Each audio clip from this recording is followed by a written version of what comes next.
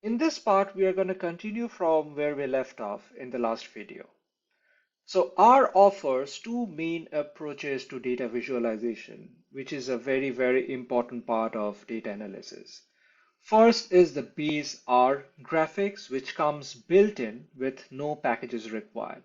It's a feature that is already there in the base R programming language, and it uses simple syntaxes like plot, haste, box plot, and BSR graphics are perfect for quick visualization during your exploratory data analysis. The second approach, and this is usually more preferred, is the ggplot2. It's a powerful visualization package based on the grammar of graphics concept. So ggplot2 offers more flexibility and customization than BSR. It uses a layered approach to plotting where you build visualization by adding components sequentially, and this allows us to construct far more complex visualizations, and it's also far more intuitive as well.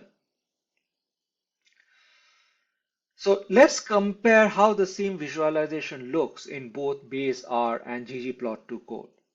On the left, we have base R code for creating a scatter plot.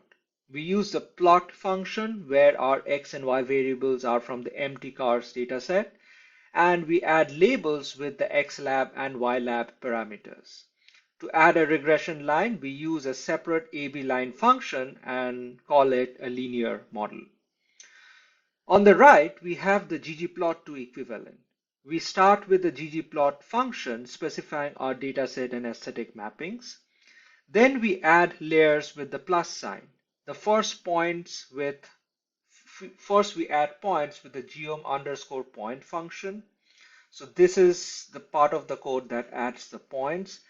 Then a smooth regression line with the geom_smooth function, wherein we specify that the method they should use is a linear model. Then we add the labels using the labs function, where we specify the x-axis to be weight and y-axis to be MPG. In the R script that I will also upload separately, you will have these R codes. You can run them and you can see that what difference you will get. There won't be any difference as far as the actual output is concerned, but you can see that the aesthetics of the two plots are going to be a bit different. So the question is, when should you choose the base R and when should you work with ggplot2? Now, my take is that using base R is great as far as you are only constructing plots for your own needs. You want to check something with the data, you use the base R to get that job done. That's fine. And another advantage is that base R doesn't have any additional dependencies and it's always available when you have R installed. Choosing ggplot2 when creating complex publication-ready plots. Okay, so ggplot2 excels at maintaining consistent styling across multiple plots, which is important for reports and publications. It also offers extensive customization options and supports multiple plot layers and faceting, that is creating multiple panels. And for advanced visualization need, ggplot2 typically provides more intuitive solution, though it does require learning its specific syntax. So long story short, learning ggplot2 involves a lot of effort at the front end, but once you understand how it works, it becomes very, very easy to work with.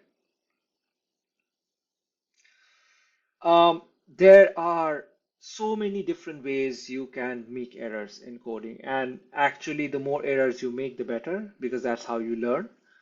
Here are some very common errors that people make, and this is mostly based out of my own experience, and this is definitely not a very exhaustive list. So some of the most common errors involve syntax. These can include missing a parenthesis or quotes that break your code structure. You might see an error like object not found when R cannot locate a variable or a function that you have referenced. Incorrect argument types occur when you provide data in a format which is different from what a function expects. So suppose you want to provide a numerical data, but you end up providing something that is string.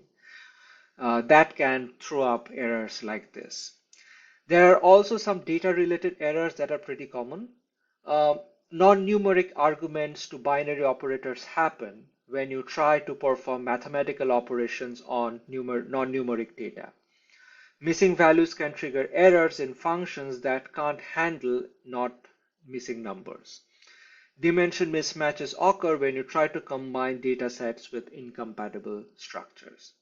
Again, this is just the tip of the iceberg. The best way to learn about this is by actually coding and coming up with errors and then trying to debug them, which leads us to debugging.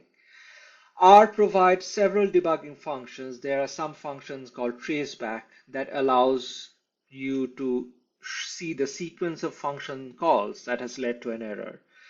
You can use something like debug within parentheses function name that lets you step by step, that walks you step by step through the function. And then you also have the browser functions, which is an interactive debugging. Now, debugging in R is more art than science. You can use these structured approaches. You can also just read the line of code, read what the error message you have got, and then try and see what is happening. Some of the best practices include printing the immediate results using the print command. Checking the data type is very important just to make sure that you are working with the right type of data for the right analysis.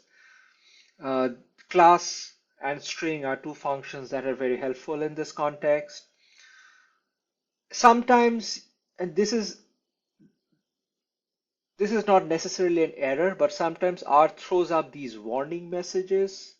They don't mean anything. It just lets the coder know that something something unusual has happened. That may or may not necessarily mean that there's an error. But if you want to look at what error, like what warning message you're getting, you can use the warnings function to see what they are. And I think most of the errors happen when you try to code too much in too little space. So if you have a function that involves 6, 7 different steps, it's usually a good idea to break them down into smaller steps. So if something goes wrong in one step, you can focus on that particular step and not tinker with the rest of the code.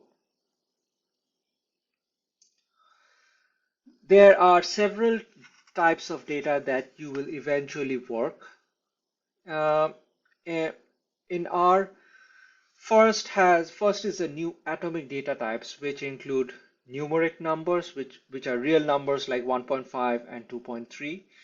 We can also have integers, which are whole numbers, logical numbers, which are basically true or false. They also include categorical stuff like whether you're a person, whether you are a male or female, or any other demography. R also allows characters, which are basically texts like hello.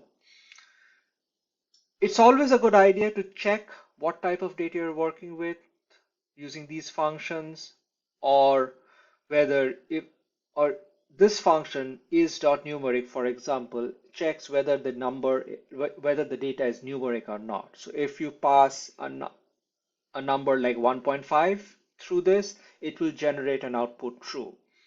If you pass something like Avigyan Sengupta through is.numeric, it will generate a result false because the second one is not numeric in nature.